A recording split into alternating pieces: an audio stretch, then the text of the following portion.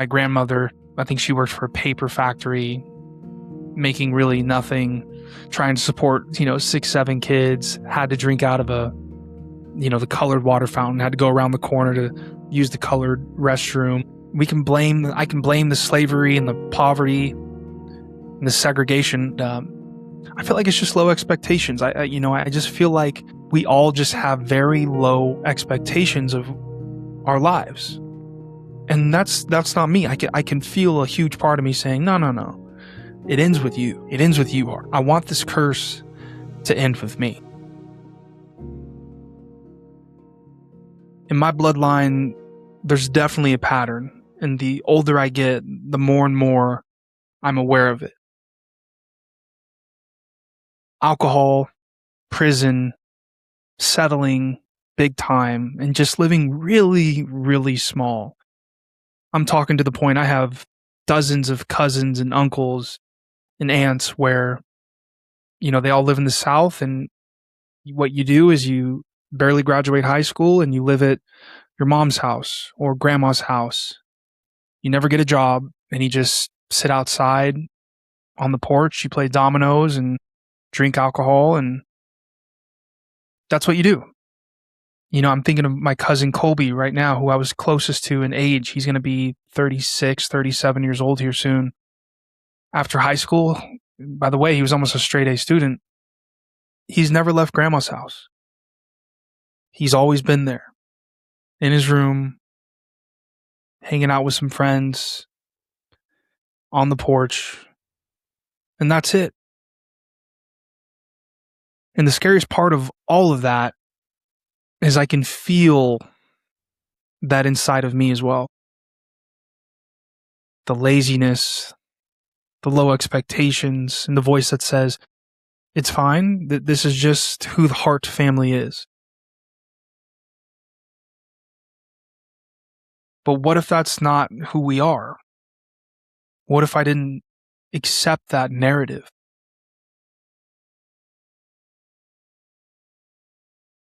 I feel like every family has patterns.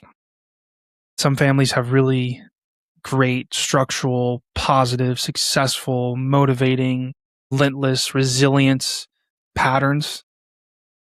And they live these amazing, fulfilled, successful lives. Like majority of the family, that's just what lives in the bloodline. And that's strength. That's dope survival habits.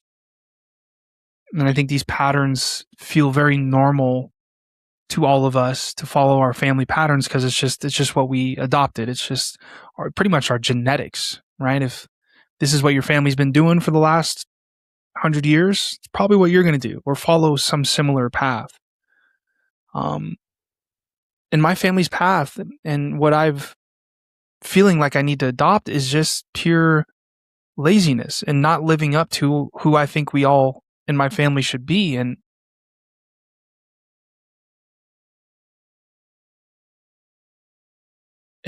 I'm just aware of it. I'm really aware of it. I remember last summer I overheard my one of my cousins speaking to my mom. This is actually one of my more successful cousins. He owns a electrician business, has a beautiful family, kind of got out of the pattern that everyone else in my family is adopting. And he said there's this demon, that has just been attached to our family for so many years. And that also made me very aware of like, okay, what's going on with my family? Like now that I'm older and I look back at my cousins and my uncles, and so many of them have just done nothing and are so okay with doing nothing. Like what's happening? Is it a demon? Like I ask myself, is it a demon? Like what's going on? And it all lives inside of me. I can feel the laziness. I can feel the settling mindset. I can feel why in most of my 20s, I literally laid on the couch and waited for something to come through the door, something to save me, something to turn my life around. Like I can feel that low ceiling thinking and feeling comfortable in that. Very, very comfortable. Like that's just who we are. Again, there's a few outliers. My mother is actually one. Very successful high school principal in the school district for 30 years. But even her, there's some laziness with her mindset and some settling, especially when it comes to her health and as she retires, what she should be doing now. It's definitely a internal curse, I would say, that my family has. And it's not like my family is like evil or, you know, I hate my family, but it's just this voice that we've all been inheriting over the last however many years through our generations. I can see it, and it's this voice that I know we all share. We're all related. We all have the same similar genes and genetics. Like, and we can all, I know we all feel this. It'd be amazing to actually talk with a few of them, and see how they feel about this. I mean, I know for sure one of my cousins does. He named it a demon. Like a demon is just attached to our family and holds us down, and it affects us negatively, most of us. But it's not my family. It's this voice that we inherited. But I do feel like not a lot of people in my family have questioned this identity that we all have. I feel like I'm one of the first ones to really question, like, what's going on. This isn't who we're supposed to be as a family. We're supposed to be much greater than this. We're supposed to hold ourselves up to a much higher standard. This isn't who the Hart family is. And I also feel that power within as well. I don't believe it's our destiny to forever just be barely graduating high school, sitting on the porch. And then that's it. No job, no nothing.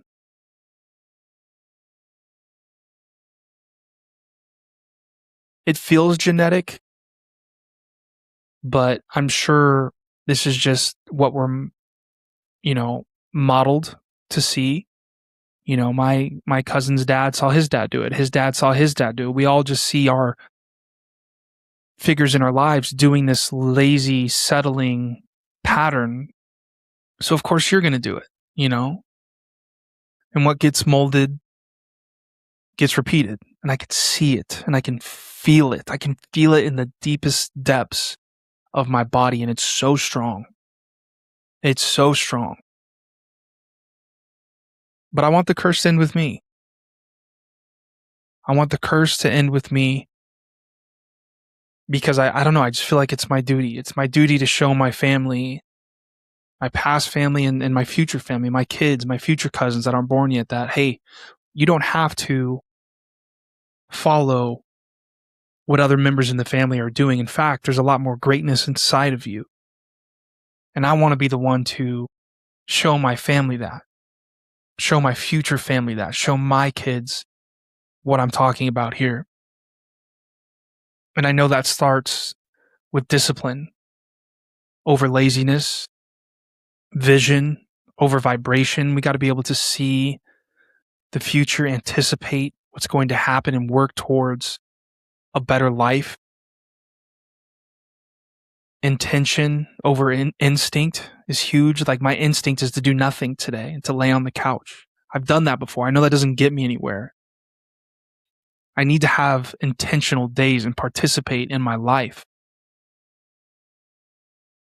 And like I said, my kids are the biggest thing. I want when my child is born to look at me and say, like, Daddy, like, wow, you broke the curse. You know, I want them to be my age. I want them to be in their 20s and realize what has happened, tell them about the family history, and them to be able to point out, whoa, my dad broke the curse. They broke the family curse. And, you know, I may not be able to control where I come from, but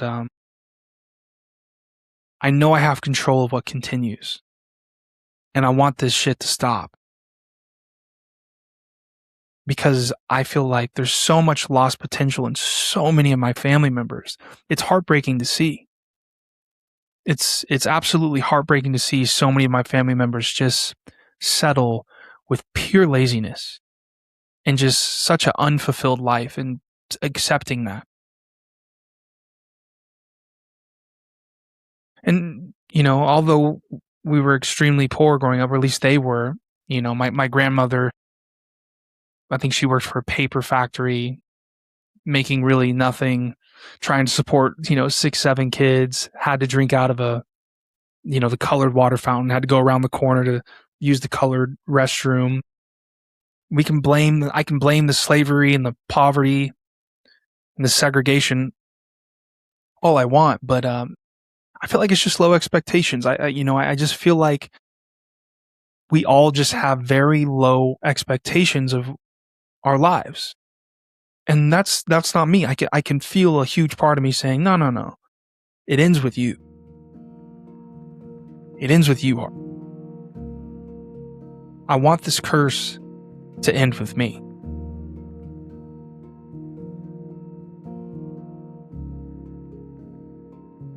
Family generational curses, whatever that is, I do believe in them. I do believe that that's a thing, and we model our older family members and what we see, and that gets passed down. And I believe it's in our genetics. And someone in your family has to break the cycle if it's been a negative cycle. And hopefully that can be you, because I know for a fact it's going to be me.